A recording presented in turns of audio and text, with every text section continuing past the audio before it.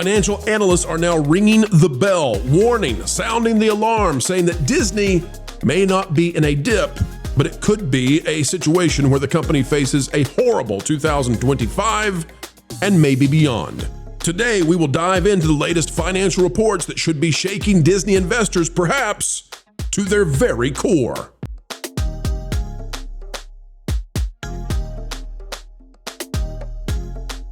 Hello, folks. Welcome back to another sunny day coming your way from the Pro Channel, where, by the way, our job is to explain entertainment, keep you ahead of the culture curve. And if you like this sort of thing, check out the Patreon. It's www.patreon.com/WDW Pro for exclusive, extensive reports about Hollywood on that Patreon every single week.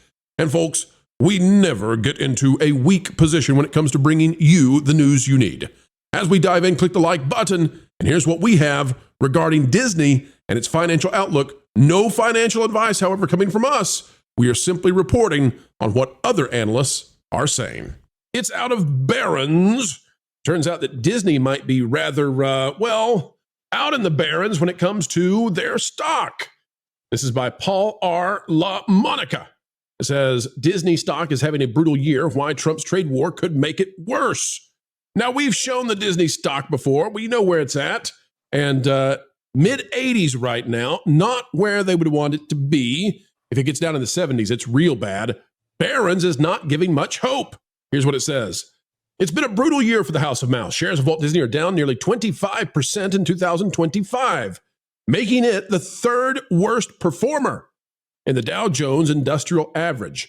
Only Nike, who isn't that funny because Nike's big boss was the head of the Disney board up until recently. So birds of a feather, baby.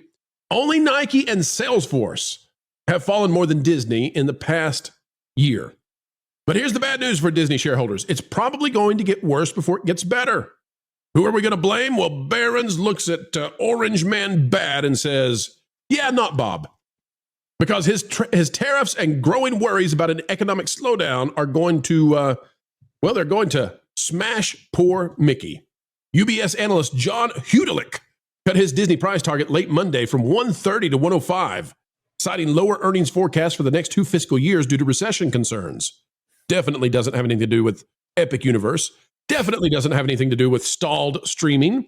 Definitely doesn't have anything to do with box office poor performances. No. It's definitely Orange Man Bad and definitely recession. Hodulik said in a report that he now thinks Disney should trade at only about 16 times earnings estimates. Now, ladies and gentlemen, we're not here to give you financial advice. We're here just to take a look at what is going on. Now, after Hodulik says that Orange Man Bad makes Disney sad, he finally does get into what else is going on. He notes, without specifically mentioning Trump or a trade war, that given the current macro uncertainty, we are updating forecasts across Disney's most sensitive revenue streams. It's not. Oh, I see. You see, he estimates that nearly half of Disney's revenues are tied to a combination of its parks and advertising. And of that park business, wonder how much is Disney World. And of that Disney World, wonder how much is in danger from Epic Universe. There are other issues as well that aren't necessarily related to the economy. Hodulik also expects lower growth rates from the film business after the box office performance of Captain America Brave New World and the live-action Snow White failed to live up to forecasts. Now, we will pause here for a moment because, Jonas, this is the first time I believe I've ever seen a major financial analyst that one would assume has an effect on the stock, bringing in the box office and saying, red flag, this could affect Disney. And I would say that at least that might be due to the fact that these movies are more than movies. They're supposed to launch economic systems for Disney. They're supposed to launch merchandising. They're supposed to launch theme park expansions. They're supposed to launch video games. The flywheel. They don't do that if nobody goes to see them. There's been some vague indications on some earnings calls, like right after Nelson Peltz started being quiet. Then some analysts started asking questions about changes at Marvel and things like that. So I think this is something where Disney will take any win they can get, even if they kind of have to construct that win from scratch. So, let's say that the Avengers films, let's say it makes $2 billion. Okay, that would be the kind of thing where it would actually should affect the stock price. If it's within the realms of what they actually make on movies. Their break-even points are so ridiculously high that it's like $600 million, $800 million on an average production. So the movies, and this is the dirty secret, the movies don't make Disney that much money. They're essentially an advertisement for merchandise and hopefully something that will funnel people into the parks. So it's good that they're asking, and it's almost like it's the just desserts of trying to use the movie headlines as something to bump the stock price up. But from a real financial standpoint, I don't know that the movie's tanking, other than the direct loss or the embarrassment of the company. It shouldn't really be the thing that moves the stock price. Like, you know that, I know that. It's really the streaming figures and the failures at the parks that should move the stock price for the Disney. So Vash, get in here. Theme parks. What say you? Is there a reason for Disney to be deeply concerned as well as their investors?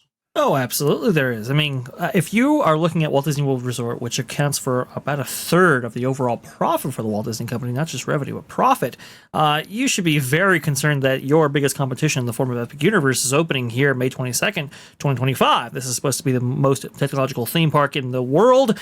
We definitely have a bunch of social media feeds that are just completely taken over by Epic Universe coverage. I mean, you just can't get away from it at this point with their amazing meet and greets and so forth, mind-blowing attractions and all of that. So clearly there should be issues afoot here for the Walt Disney Company, and they are responding in kind, right? We've seen the restoration of some Disney bubble aspects with the return of resort check-in and so forth. We've seen some really deep discounts in the form of like $99 a night for rooms if you have a Disney Plus subscription, the water park incentive and so forth. But here's the thing, folks, if you're having discount to that degree, even if you have attendance in the parks, which I'm sure a lot of people are going to look at this summer and go, oh, look, it's well attended, doesn't mean they're making a lot of money if they have to discount to that degree.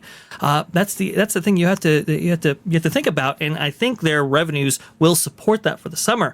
Even though they're well attended, doesn't mean they're actually making money from those investments. And here's the thing, even if you do get people over from Epic Universe, where are people going to spend the bulk of their money? It's probably going to be on the new park. It's probably going to be on the new experiences that people are going to Central Florida in order to see. And that's the thing that people have to take into account. It's not just the attendance. Everybody gets hung up on the numbers related to how many bodies are in the park. It's all about how much they actually spend, which is why they responded with the Potter Swatters of Avatar and Star Wars Galaxy's Edge following the 2010 version of Wizarding World of Harry Potter Islands of Adventure. They responded in kind because they saw the merchandise sales. They saw the butterbeer sales. I think butterbeer is now, at $250 million in sales? Hey, it should be this year. Vash, did they swat the pot? They called them Potter Swatters. Who won? I think Universal did in the very end, because even though you had Avatar, which was seen as universally very, very good, with Star Wars Galaxy's Edge, a $4 billion franchise, it really did underperform to the degree that at Disneyland Paris, when they announced a Star Wars Galaxy's Edge of their own, which was even going to be a truncated version of what the states actually received, they, after the 2018 announcement, they canceled Star Wars Galaxy's Edge at Disneyland Paris and instead put in a Lion King log flume, which, might only operate 4 months out of the year. So when you're looking at the revenue and the spreadsheets and everything like that, I think Bank of America said that the stock price should be at I think 140 for Disney or something. Look, if the flywheel was going smoothly, if everything was working out smoothly for the company, maybe that $140 valuation makes sense. But we know that they've damaged the flywheel. They have spent investments in very, very bad places, and the theme parks are about to take an incredible hit with the opening of Epic Universe.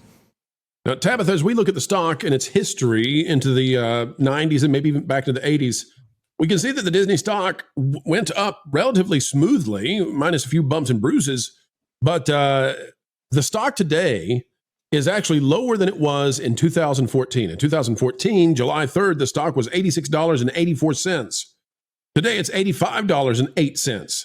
That means that in 11 years, you have lost investment if you were in this company.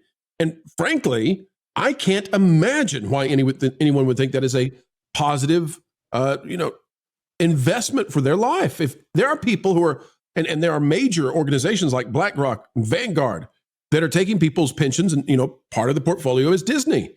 And yet Disney in 2014 was higher than it is today. This is not a great proposition. So Tabitha, as I'm looking at this and I'm paying attention to what Barron's is saying, I got to wonder, I think that this is a stalled company. If you look at inflation, for example, if you have the same amount of money in Disney stock today that you did 11 years ago, which you don't, but even if that was true, which it's not, you would have a lot less money because of the factor of inflation. So I don't know why this company and why its investors are not forcing it to make changes much more rapidly and fix this. Well, I mean, it's pretty much like what I said before. None of us can figure this out from a practical, logical, reasonable position. If this was the finances of a person that you knew on the streets, you would be like, you are an idiot. You make bad decisions. You're failing your family. You need to reevaluate what your priorities are in order to survive and progress in life. And given the fact that this is a business with thousands of people who went to school or have experience, have the know-how to manage finances and everything, you can't tell me these people don't know how to manage finances.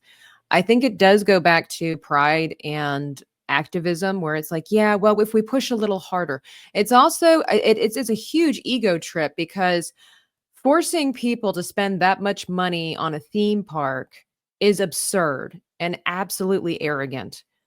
So the fact that they know, that's the thing, they know they can get away with it, but people can only be pushed so far before they finally realize, because it's not a secret that we value our entertainment.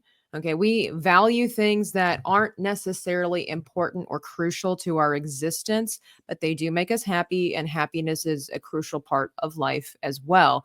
But there is a line in the sand that people have to come to a realization that they cannot cross, and that line is quickly being dug very deeply for families because of economy and whatnot. And so you're going to see the entertainment industry having to reevaluate, if they're a good business, if they're smart, having to reevaluate where they're putting their priorities and what they want to do and what the future is for the parks or their movies, because people cannot continue to exist like this. So when you have places like Universal, where their annual passes are significantly cheaper than Disney's, food and things like that, depending on where you go in the parks, of course, is cheaper, and they're having all these other benefits they're putting. And not only the benefits, it's not even just about the financial aspect. People go where there is investment in the imagination, where there was intention, purpose, where there's, again, where dreams come true, where the imagination exists. So when you go to Epic Universe and you see how they paid attention to all the details, they made this more accessible, they made this more fun, they're adding these new features, where Disney just continues to dig up old things. I saw the other day on X where they were like, oh, Disney's bringing back this particular parade they once had at night, and it hasn't been there for years at Disneyland. Well, that's exciting for the chosen few.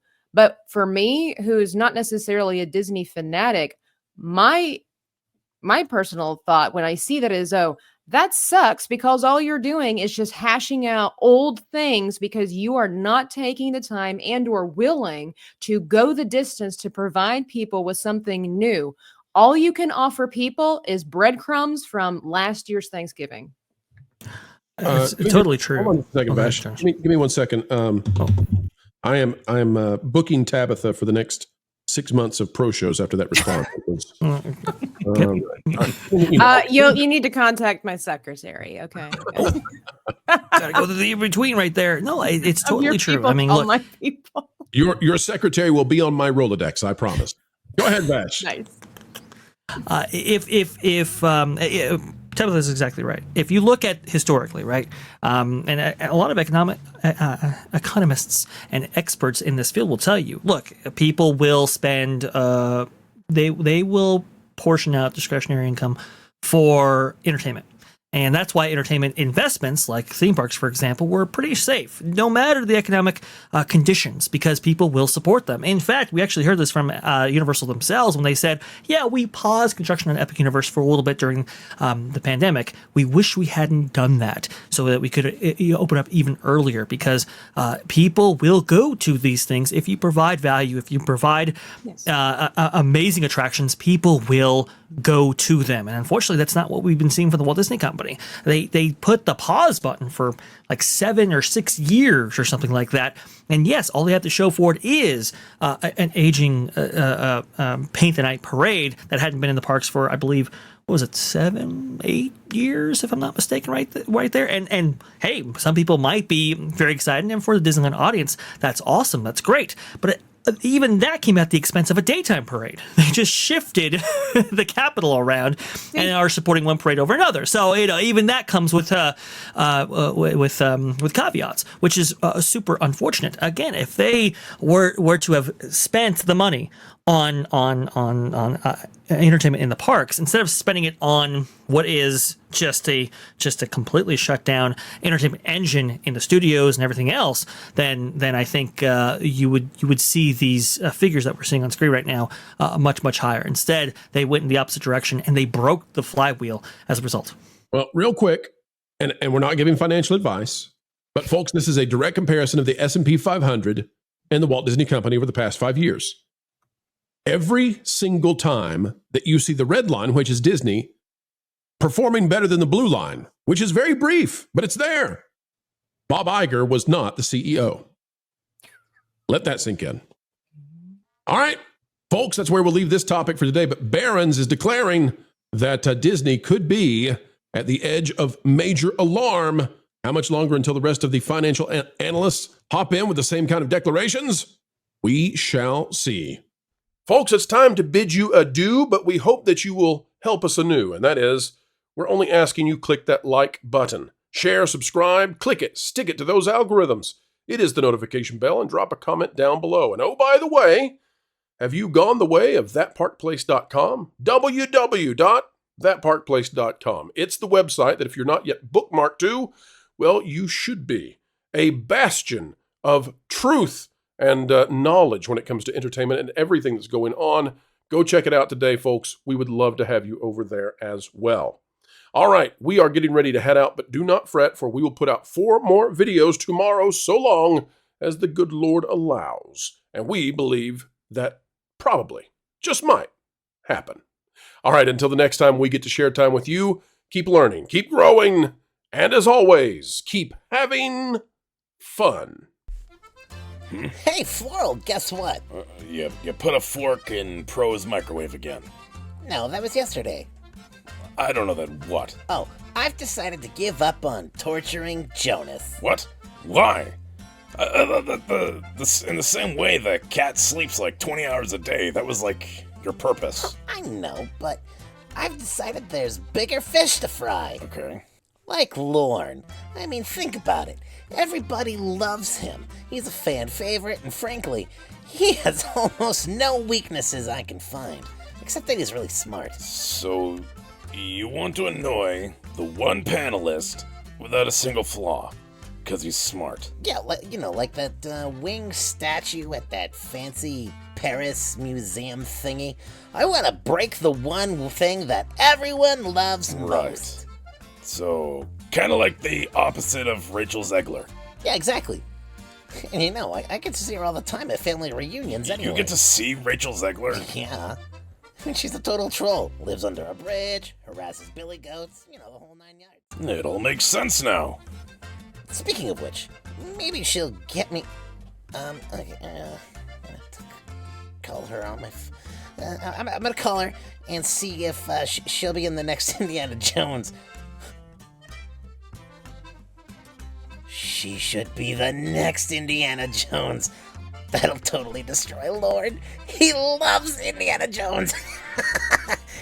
Oh, that's cruel.